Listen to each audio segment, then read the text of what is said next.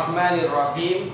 Assalamualaikum warahmatullahi wabarakatuh. Waalaikumsalam warahmatullahi wabarakatuh. Alhamdulillah, alhamdulillahilladzi anzala sakinata fi qulubil mu'minin liyazdadu imanan ma'a imanihim. Asyhadu an la ilaha illallah wahdahu la syarikalah wa asyhadu anna Muhammadan abduhu wa rasuluhu la nabiyya ba'da. Raditu billahi rabba wa bil islami dina wa bi Muhammadin nabiyya wa rasula. Rabbi zidni ilma warzuqni fahma bi rahmatika ya arhamar rahimin. Alhamdulillah, segala puja dan syukur patutlah kita haturkan kehadirat Allah Subhanahu wa taala yang senantiasa memberikan rahmat dan karunia kepada kita semua. Kedua kalinya salawat serta salam semoga tetap tercurah kepada junjungan kita Nabi Muhammad sallallahu alaihi wasallam sebagai suri tauladan kita. Nah, Nabi sekalian yang dirahmati Allah Subhanahu wa taala, pada malam hari ini kita akan melanjutkan kegiatan rutin kita yaitu kajian 100 hadis populer untuk hafalan. Pada malam hari ini kita akan membahas hadis yang ke-67. Seluruhnya dibuka kitabnya, akan saya bacakan matan beserta penjelasan hadis yang ke-67. Bismillahirrahmanirrahim. An Anasin radhiyallahu anin Nabi sallallahu alaihi wasallam qala sawu sufufakum fa inna tasfiyatas sufuf min iqamatis shalah. Muttafaqun alaihi. An Anasin radhiyallahu dari Anas semoga Allah meridhoinya, anin Nabi sallallahu alaihi wasallam, dari Nabi sallallahu alaihi wasallam, qala, beliau bersabda, sawwu sufufakum fa inna tasfiyatas sufuf min iqamatis shalat.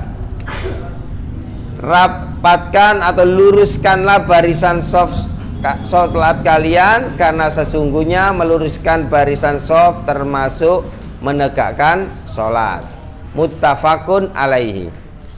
Dari hadis ini memiliki sebuah pemahaman bahwa ketika kita sholat berjamaah, shafnya harus lurus, shafnya harus rapat, jangan sampai ada renggang. Kenapa? Kata Nabi di hadis yang lain, ya, ketika ada kerenggangan, ada perintah untuk meluruskan, ada perintah untuk merapatkan, tapi kemudian kita merenggangkan, memberikan celah, au yukhallifanallahu qulubahum, atau Allah akan memecah belah hati kalian, ya. Tidak dijadikannya hati kita menjadi satu. Wa fi riwayatin ukhra au yukhallifanna wujuhakum, atau Allah akan memalingkan wajah kalian, ya. Jadi mestinya wajah itu kan bagusnya lurus ke depan, tapi nanti karena softnya miring, softnya menceng, kemudian kita berjalan bukan ke depan tapi mengarah ke samping, kan mesti jelek orang, ya. Ada orang jalan begini kan jelek, ya, atau jalan begini, ya. Nah, itu nanti ancaman bagi orang yang kemudian tidak mau meluruskan dan merapatkan soft. Nah, ini merupakan perintah kepada kita jangan sampai memberi celah kepada setan. Kenapa? Karena ketika ada ruang yang kosong akan ditempati setan. Ketika setan berada di situ, maka akan menggoda kanan dan kiri. Jadi perintah Nabi itu betul-betul tegas, ya.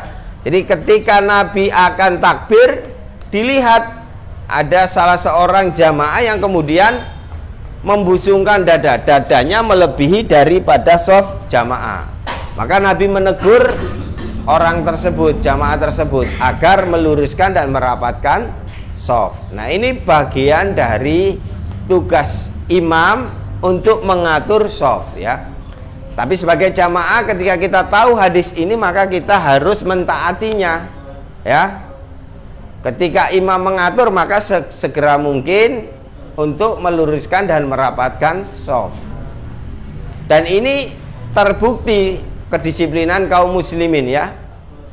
Ketika di Masjidil Haram orang pada berkumpul, kemudian orang kafir ditanya, tentara Amerika, Berapa menit kira-kira orang-orang ini bisa rapi tertata dengan baik? Nah, maka orang Amerika akan berkata, dia berkata 5 menit. Nah, ternyata jawabannya salah, ya. Jadi kaum muslimin itu tidak lebih dari 1 menit setelah diikomati sudah langsung berjajar rapi. Padahal jumlahnya bukan puluhan, bukan ratusan, tapi ribuan, ya.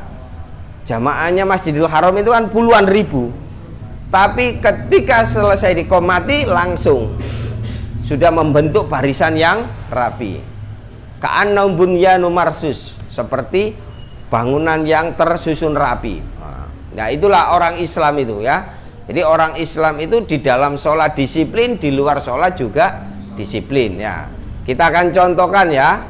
Nah, maju 3 orang untuk bagaimana mengatur shaf yang baik, bagaimana sholat yang benar, sehingga nantinya betul-betul sesuai tuntunan Rasulullah Shallallahu Alaihi Wasallam. Ayo, Ilham.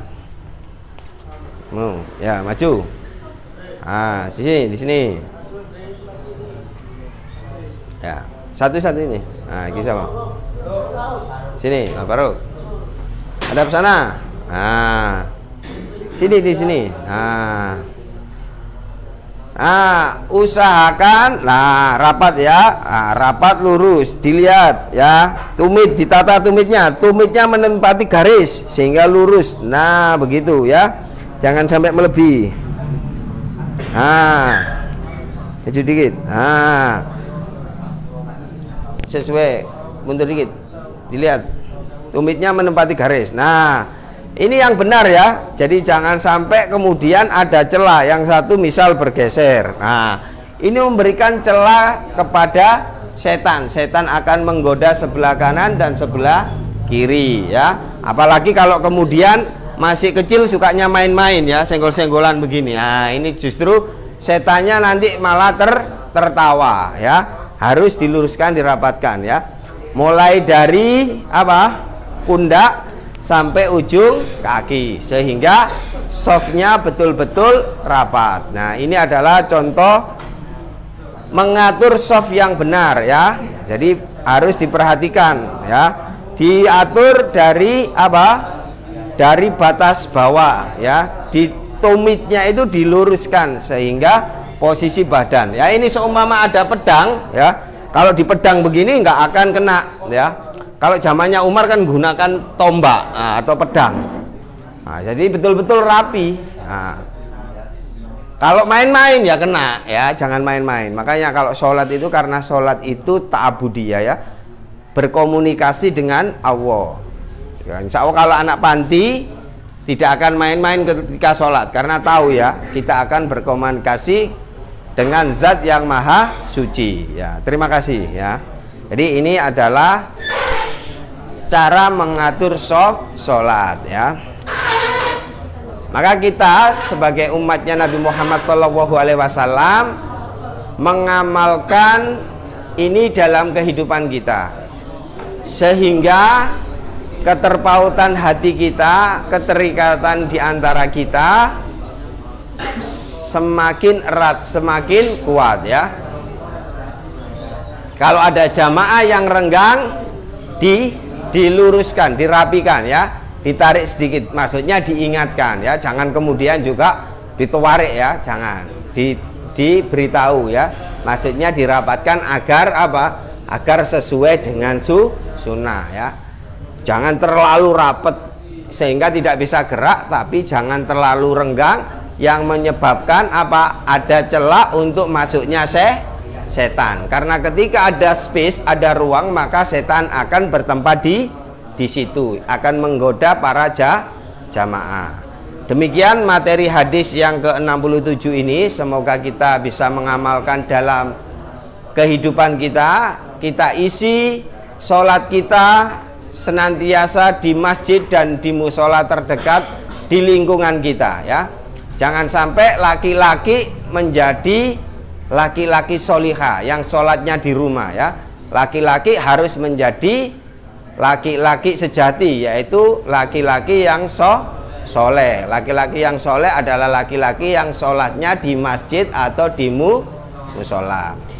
Demikian materi hadis yang ke-67 ini, semoga dapat kita amalkan dalam kehidupan kita. Semoga perjalanan dari rumah menuju tempat yang mulia ini diridhai Allah Subhanahu wa taala, dicatat sebagai amal soleh kita sekalian. Marilah kita tutup dengan membaca doa hamdalah dan kafaratul majlis. Alhamdulillahirabbil alamin. Subhanakallahumma wa bihamdika asyhadu an la ilaha illa anta astaghfiruka. Akhirul kalam, nun wal kalam ya ma yasturun. Wassalamualaikum warahmatullahi wabarakatuh.